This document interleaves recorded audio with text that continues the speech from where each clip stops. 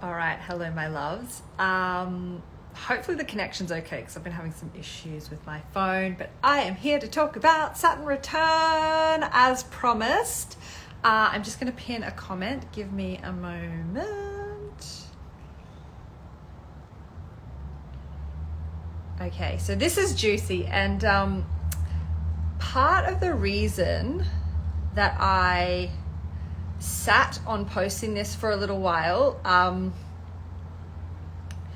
is because just working on my emoji game is because I was going back and forth over whether or not to share my Saturn return story with you guys, because I'm like, well, is it just gonna kind of lead to people kind of maybe over-identifying with what my experience is, because everyone's experience is completely different.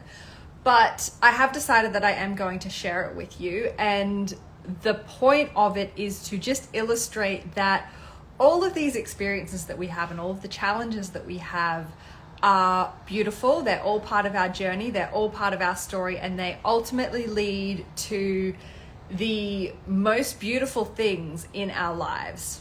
Okay, so Saturn. So Saturn has just okay. We're back. Okay, cool.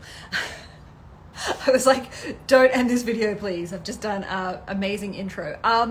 So Saturn has just or is about to enter into Aquarius. It's been in Capricorn for the last 3 years or so.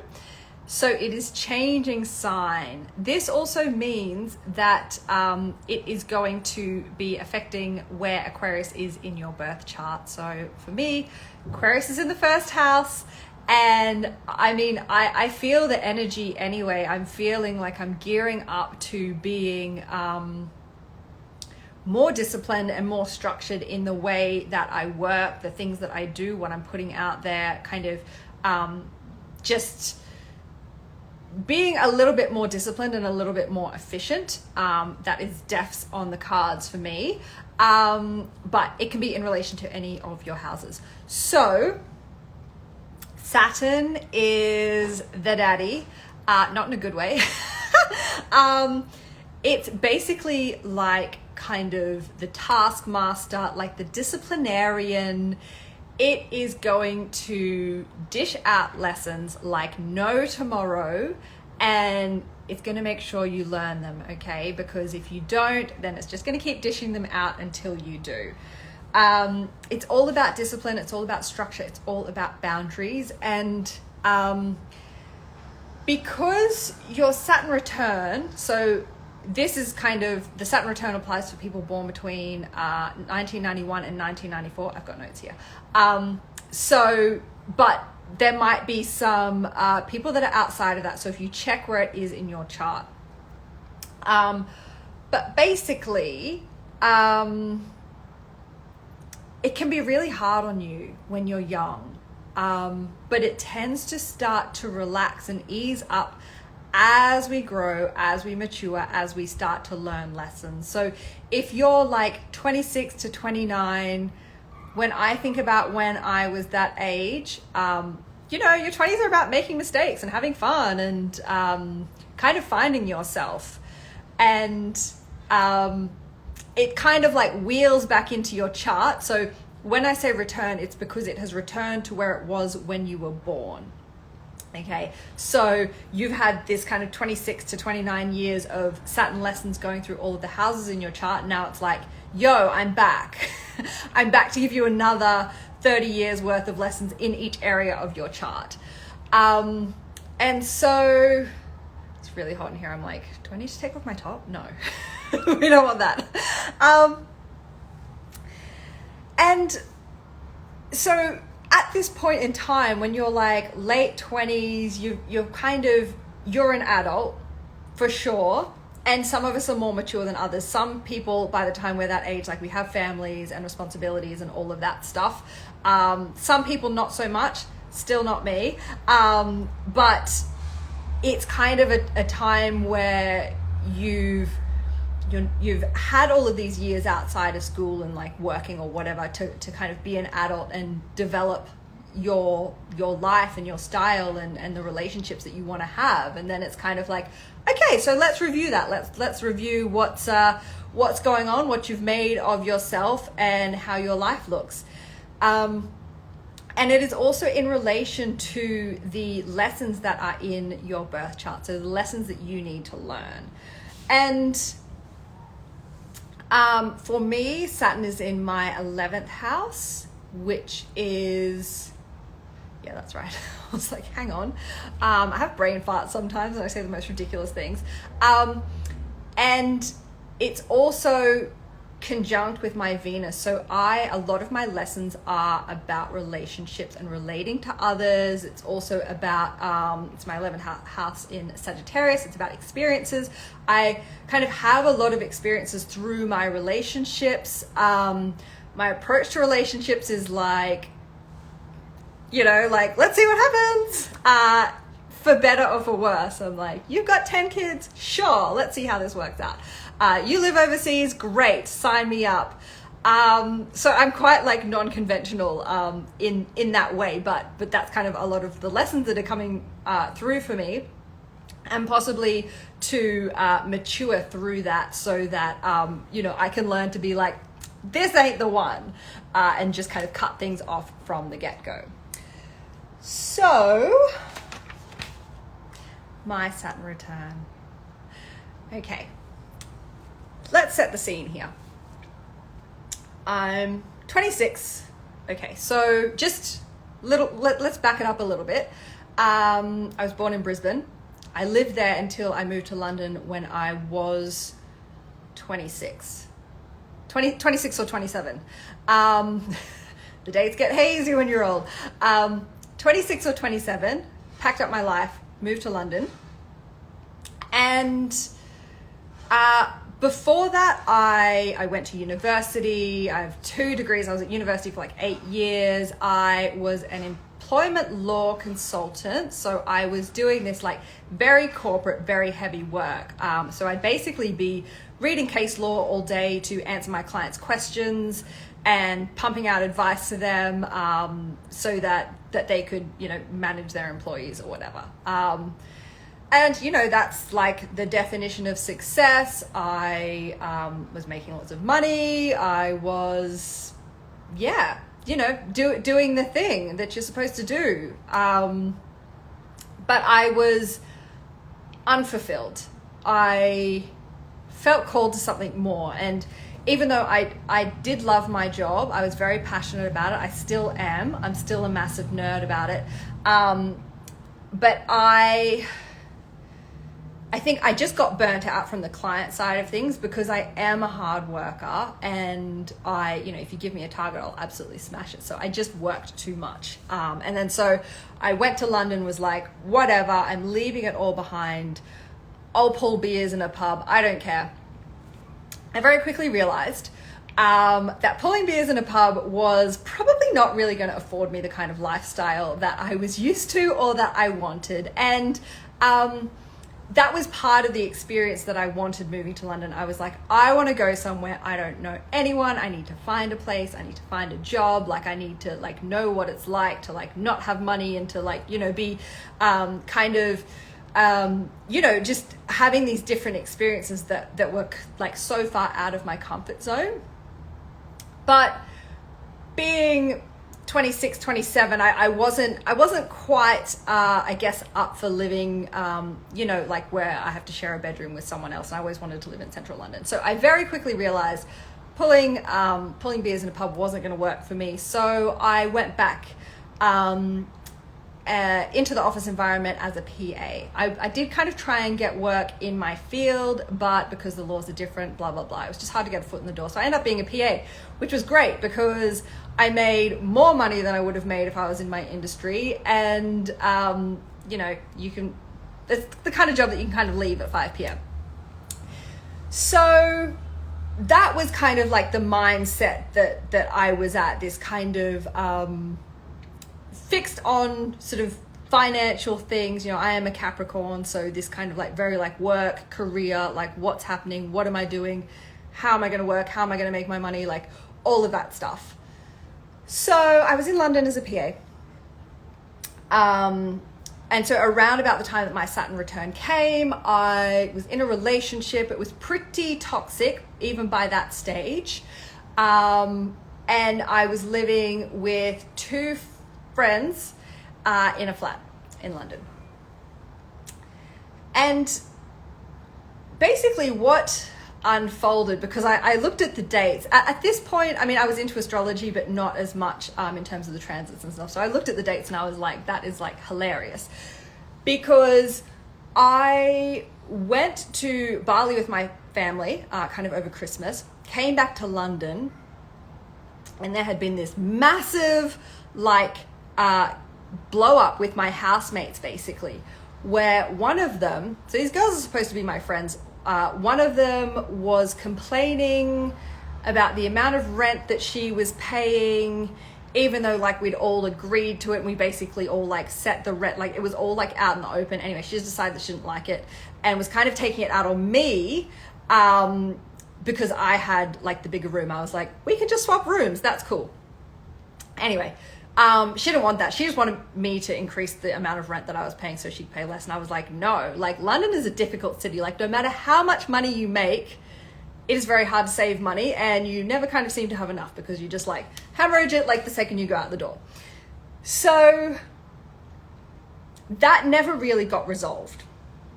But in the meantime, the other housemate I had been friends with for longer, so I was kind of closer to her. She was kind of in the middle, trying to sort of mediate the situation. And I was like, I don't understand why, like what, you made a decision, like either stick with it or move out. So then the girl that was closer to me, she, I think, basically just got fed up with dealing with the situation, because I'm a little bit stubborn, very stubborn. I was digging my heels in. I was like, I don't see why I should have to pay the price because you've changed your mind. Anyway, the reason I'm going into so much detail is because this is how like ridiculous this situation was. And it basically all completely blew up, and they turned on me, and they were really, really, really mean to me. The girl that was supposed to be my friend, she was like, if I see you in the house, like don't even look at me because I like can't even like see your face. Like she would send me like paragraph, like pages and pages of like abusive text, and like that is not the kind of living environment that you want to be in, especially when you're a long way away from your friends and your family. So that was hard, and that is also kind of, I can realize in hindsight why I continued to stay in this toxic relationship, because I didn't really have anyone else. London is very transient, so people come and they go. So you'll have friends and then they'll go somewhere else, and then you'll have to make new friends and then they'll go somewhere else. So you're kind of constantly like recycling, not even recycling, just cycling your friends groups and things, which is great because now I have friends all over the world, but not so great if you're having a shitty time. So eventually they both moved out, because I was so stubborn. I was like, no, this is not my problem. And then that was okay. And then my boyfriend, our relationship started to get more and more toxic. And then he basically somehow got chlamydia from a toilet seat, I can only assume. At least that was his story. So then I was like, oh my God, this is while all this drama with my housemates was still going on. And I stayed with him because I was just like, I cannot deal with this. So I stayed with him. Then the thing with the housemates sort of resolved. Well, didn't resolve, but it settled down. They moved out, whatever. And then it was finally after that I found, I guess, the stamina to end the relationship with my ex. So that happened. Then a couple of months later, we were supposed, so all of that story was probably about 6 months, about 6 months from the trip to Bali to the breakup with my boyfriend. Okay, so it was kind of an intense time. Work was going okay, so that's a plus. But we had booked to go on this holiday together, and I was like, no, it's not happening. I'm not going on holiday with you. I'm going to use my plane ticket. I'm going to like fly into the city and then go somewhere else. So he was like, no, we should go together, blah, blah, blah. And I'm like, no, that's really not a good idea. But he managed to basically convince me to go on the holiday with him. And it was actually fine, because we did get along really well. Like once all of the toxic shit wasn't there, like we did connect well, and like have a good time together or whatever. And I mean, he was kind of trying to pull moves on me, and I was like, no, dude, because I never go back to my exes. That is one thing that I'm good at not doing. So it gets to the last night, and we have a fight. We have like this really, really, really big fight. And then anyway, so we're in the hotel room, things like escalate. Anyway, so we get into like this physical altercation. And he basically, I mean, he didn't quite hit me, but he pushed me and like kind of, you know, it was pretty scary.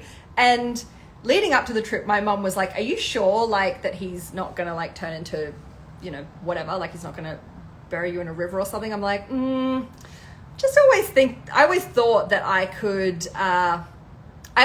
could hold my own with him if it ever got into a physical fight. Even though he was very tall, like I'm pretty athletic and he wasn't. However, when it came down to it, it was fucking terrifying. So then like someone came into the room and like diffused the situation. Hello. Talking astrology. This is a good segue for me to have a drink of water because I've been talking a lot. So it was kind of late at night. By that stage, so the situation diffused. We went to bed. I woke up at like the crack of dawn, packed all of my stuff up, and was walking out the door, and he's like, wait. And I'm like, no, you will never fucking see me again. And that was it. Like, I've never spoken to him since. And then, so I go back to London, living life. Things were kind of, you know, okay. That probably happened like maybe in September. So then I'm like, start dating other guys, like kind of trying to, I guess, rediscover myself after being with this like incredibly narcissistic and abusive person. So then I go back to Australia for Christmas. So this is like, I think it's December 2015, 2016.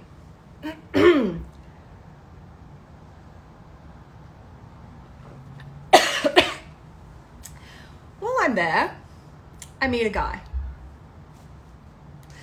And I won't go into as much detail about this because this story is something that is very, very personal to me, and took a very long time for me to kind of, I guess work through it and kind of iron it out. But basically, I met a guy, we had this kind of whirlwind romance for like 3 weeks. Then I had to go back to London, so I had to say goodbye, end it all. And when I got back, we kind of stayed in touch, but then it was just like, it was way too hard. Like I am like 1,000% not into doing long distance relationships. That has always been the case, but like we both just fell very, very deep and very, very hard for each other. And, I mean, he was kind of always like, oh, I'll come and visit you, I'll come and see you. And I was like, well, maybe I should move back, blah, blah, blah. And then,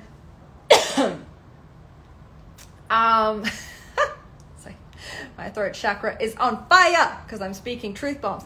I'm telling my truth, my story. So we kind of cut communication. So that was by like April. And then that was hard because I was still it's very hard to kind of, be in love with someone that you can't see, that you can't be with. And the hardest part of it was that I could have just ended the difficulty and the pain of the situation by just moving back to Australia. I could have just got on a plane and come back to him. But I knew deep down I could not bring myself to do it. Like I just couldn't.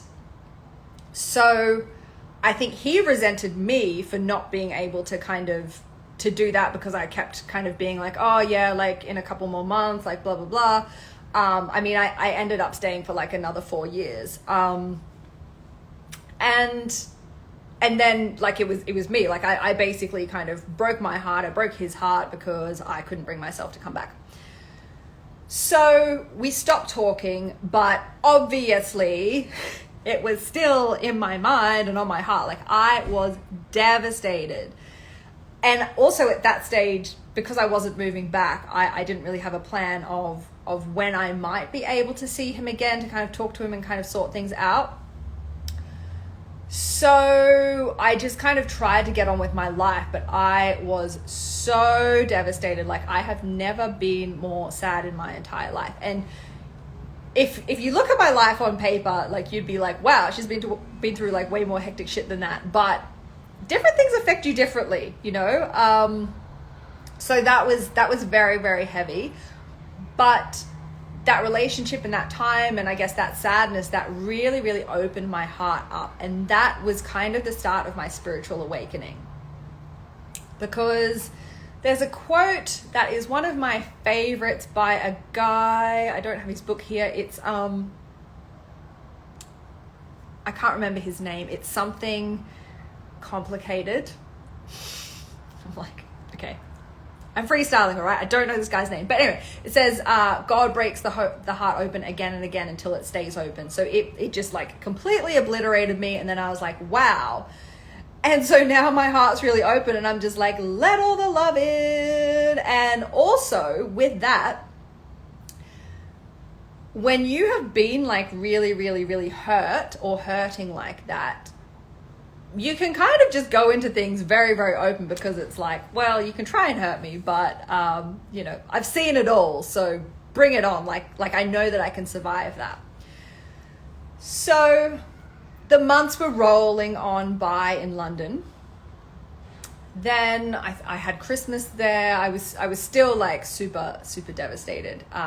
You know, so that was basically that entire year. And then come February the following year, I went to Austin, Texas for a weekend for an event that was to do with Aubrey Marcus, if you know who he is. And basically it was like this like Facebook group thing. And one of the girls who is now one of my very close friends was like everyone was working out accommodation and blah, blah, blah. So we rented this mansion in Austin. None of us knew each other. There were like 25 of us or something, and we all just stayed together in this house. And it was like the best weekend of my life, because we all just rocked up there. No assumptions, no judgment, like no expectations, no, not trying to be anything that we weren't, just completely open, beautiful hearts. And that is how I found my soul family. So most of them live in America. Sending you guys love if you're watching. And it was just amazing, because we are all on like very, very similar paths, but in very, very different ways. And we are all completely different people, and we would never have met without this. So, you know, we're all different ages, all different backgrounds, all different lifestyles. And it is really, really beautiful when you can connect like that with people who, if you pass them on the street, you wouldn't look at them twice, or you wouldn't think, you know, that person is like my soul sister. So again, that kind of just really opened my heart more to just how beautiful everyone is. You know, once you drop all of the shit, and once you really do connect with people from the heart. So that was amazing. Then I went to India. Actually, we won't talk about that. That's kind of like another key part of my spiritual awakening. I'm going to do another IGTV one day about my like blow by blow spiritual awakening story. And then I came back to Australia in April for a friend's wedding. So I came, like I was so anxious to come back, because I was really worried that I was going to bump into this guy.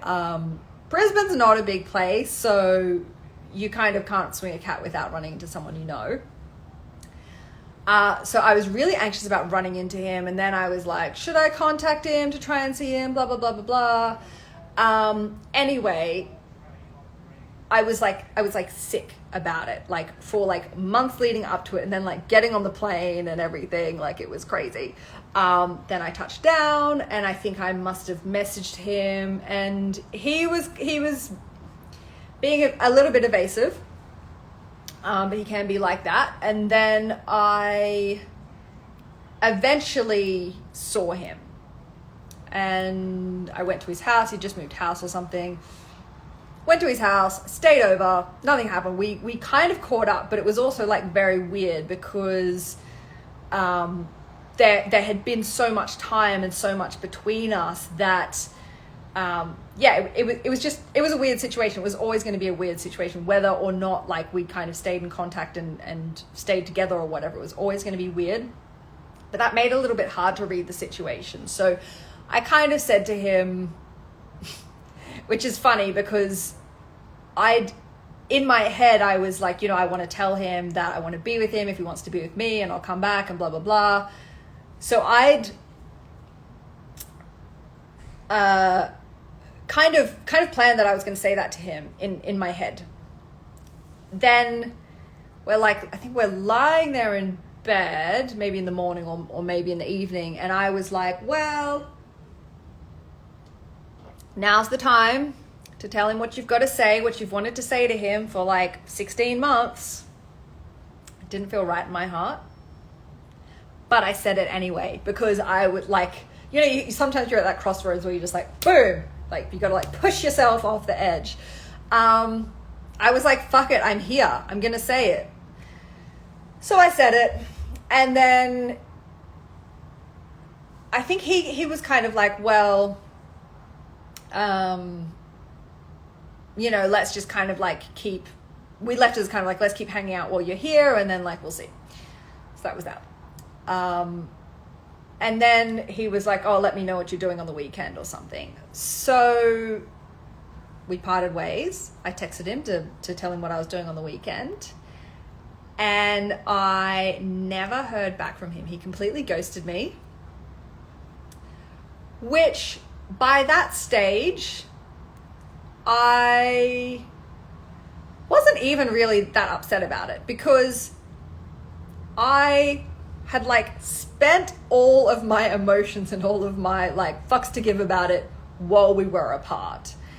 And I mean, it was hard because I was kind of like waiting to see if I was going to hear from him. And basically once I got on the plane, because he knew when I was leaving, I was like, well, that's how it ends. And that is how it ended. And that was that. And I was able to wipe the slate clean. And this time basically coincides with like the end of the Saturn Return. But in between all of that, okay, I forgot one part of the story. When I broke up with my boyfriend, when we were on this holiday, so when I left the hotel, I went to the beach because our flight wasn't till like the evening or something. I went to the beach and I was lying on the beach. It was in Spain, and I was like, what am I doing? What is my plan here? What is, where am I at? And it was then, in that moment, that I decided that I wanted to completely change my career. I wanted to help people, and it was going to be by teaching Pilates, and it was going to be by teaching meditation. Maybe the meditation component wasn't already there. That came a couple of months later. So it was that day that I was like, nope, this is what my life is going to be. So while I was still in London, being really sad, I did my first teacher training. So then I kind of started teaching, and then I did my meditation teacher training, blah, blah, blah, blah, blah. So by the time I left Australia after that holiday, this guy's ghosted me. I go back to London. I'm teaching Pilates. I'm teaching meditation. And everything kind of, I guess, started to fall into place. It was probably maybe 12 months of working in an office and teaching before I got made redundant from that job, which basically financed me to start teaching full time, because you kind of got to like give it some time to like pick up enough classes to be able to make enough money. That's just kind of the reality of it. And so all of these things, all of these like really intense things that happened in like this kind of 3-year period, and like all of the emotions, like Jesus, like all of that is like so much to go through. It's and also really, really hard to go through when you're on your own in like a foreign city, because like I didn't have my friends and my family around me. But I kind of came out of the other end, and as I said, things started falling into place. I'm teaching full time. I'm doing what I love. I found my passion. I found my purpose. I found myself. I found myself through all of those situations. And I can see, look, I wouldn't say that I can see the lessons in every single one of those situations, but I can see that, actually, no, that's a lie. I can. You know, sometimes people need to exit your life, and sometimes it needs to be in a really, really catastrophic way for them to properly exit. Because if things hadn't ended so in such a disastrous way with my ex, then he probably would have been able to get me back, if I'm completely honest. Because when he wasn't being a psychopath, as I said, we got along really, really well. It's just that he has demons that he needs to sort out. And after that, I'm like, I'm not even going to give you the opportunity. Like, you are erased. So I can see why that had to happen, as terrible as that was. And yeah, so that's the story of my Saturn return. I know this has been like a pretty long video, so congrats if you stayed. But yeah, it's all good. If you're going through your Saturn return, catch you on the other side. But it's all part of the journey. It's all part of your soul's lessons. It's all part of what our soul signed up for, what we need to experience in this lifetime. If those things hadn't happened to me, I probably would still not know who I am or what I was doing. Like, maybe I'd still be working in an office. Maybe I wouldn't be making a difference in people's lives. Who knows? Who can say? But I will leave it there. So thank you, my loves. And catch you outside.